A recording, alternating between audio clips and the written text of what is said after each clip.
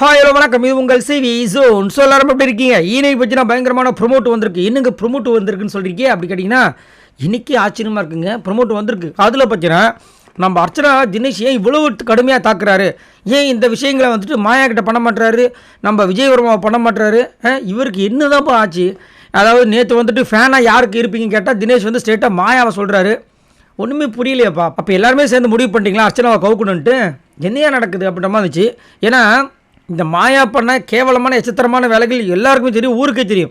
ஆனால் இன்னமும் நேற்று வந்து திடீர்னு ஃபேன் டாஸ்க்குன்னு ஒன்று கொடுக்குறாங்க. அதில் பார்த்தா மாயாவுக்கு நான் ஃபேனாக இருக்கணுன்றாங்க, அர்ச்சனாவும் சொல்கிறாங்க, தினேஷும் சொல்கிறாங்க. இதுக்கு காரணம் என்னென்னா, முன்னாடி கமலஹாசன் இருக்கார், அவருக்கெல்லாம் வந்துட்டு மாயாவை பற்றி நம்ம தவறாக பேசணும்னு உடனே சண்டைக்கு வந்துடுறாரு. அப்போ எப்படி அவங்க பேச முடியும்? சைலண்ட்டாக தான் இருப்பாங்க. ஒரு சில கிளாஸில் வந்து டீச்சர்ஸ் வந்துட்டு இதை சொன்னால் கண்டிப்பாக திட்டுவாங்கன்னு சொல்லிட்டு ஸ்டூடெண்ட்ஸ் வாயை மூடிட்டு இருப்பாங்களா, அந்த மாதிரி என்ன சொல்ல முடியும்? இப்போ பார்த்தீங்கன்னா காலையில் ஒரு டாஸ்க்கை வந்து பிக் பாஸ் கொளுத்தி போட்டார். உங்கள் ஸ்ட்ராட்டஜியும் அவங்க ஸ்ட்ராட்டஜியும் எப்படி அப்படின்ற மாதிரி ஒரு விஷயம். இங்கே வந்துட்டு எல்லாருமே வந்து நம்ம அர்ச்சனாவை குத்துறவனே அந்த பொண்ணுக்கு குத்துறது வலிக்குமா இல்லையா? அதனால் வந்து அங்கே ஒரு எக்ஸ்ப்ளனேஷன் கொடுக்க வந்தான். அந்த எக்ஸ்ப்ளனேஷனை கூட நீங்கள் கொடுக்கக்கூடாதுன்னு சொல்லிட்டு நம்ம தினேஷ் வந்து கத்துறாரு. ஏன் இவ்வளோ வன்மத்தோடு இருக்காரு எனக்கு ஒன்றும் புரியல. தினேஷ் வந்துட்டு அதனால தான் நம்ம முன்னாடி தான் சொல்லியிருக்கோம், தினேஷும் அர்ச்சனாவும் நிறைய பேர் வந்துட்டு இவங்க மட்டும் நல்லா சப்போர்ட் பண்ணிக்கிறாங்க, இதெல்லாம் நீங்கள் கேட்க மாட்டீங்களான்றாங்க. இவங்க ரெண்டு பேரும் எங்கே சப்போர்ட் பண்ணிக்கிட்டாங்க? இந்த பாருங்க அடிச்சுக்கிறாங்க. புள்ளிகாங்க மாதிரி யாருமே இது வரைக்கும் அவங்க டீமை வந்து பாதுகாக்கணும்னு நினச்சது கிடையாது. டீமாக சேர்ந்து ஒருத்தங்களை வந்து அட்டாக் பண்ணது யாருமே இங்கே கிடையாது. அதனால தான் முதல்லேருந்து இந்த டீம் ஒஸ்ட்டுங்க, இந்த டீம் தாங்க புள்ளிகாங்கனாங்க தாங்க பெஸ்ட்டு. ஏன்னா அடுத்தவங்களை டார்கெட் பண்ணுறது, தாக்குறது, கேவலப்படுத்துறது, அசிங்கப்படுத்துறது, வெளியே அனுப்புறது எல்லாமே இந்த புள்ளிகாங் பண்ணுச்சு. இந்த டீம் பண்ணவே இல்லையே.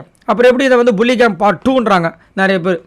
ஸோ இவர் என்ன ஆக்சுவலாக வந்து இங்கே அர்ச்சனா என்ன பண்ணுறாங்கன்னா, இவங்க சொல்கிறதெல்லாம் கேட்டு நாம் இப்படிப்பட்ட ஒரு ஆளான்னு சொல்லிட்டு அவங்களுக்கு ஒரு மாதிரி ஃபீலிங் ஆகிப்போச்சான்.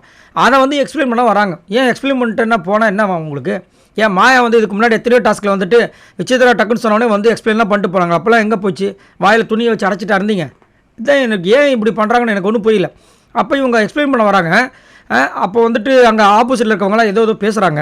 அப்போ இவங்க திரும்பவும் சொல்கிறாங்க அர்ச்சனா, இல்லை நான் பேசும்போது யாருமே குறுக்க பேசாதீங்க அப்படின்னா தினேஷ் வந்து அப்படியே ஓவராக பேசுகிறாரு. எனக்கு ஒரே ஒரு விஷயம் தான் வேணும் அர்ச்சனா, இங்கே வந்துட்டு இத்தனை பேர் பேசுகிறாங்க, அதுக்கெல்லாம் ரிவியூலாம் பண்ண வேண்டாம், எக்ஸ்ப்ளனேஷன் கொடுக்க வேண்டாம். Explain your strategy compare with my strategy and other ஸ்ட்ராட்டஜின்றாரு.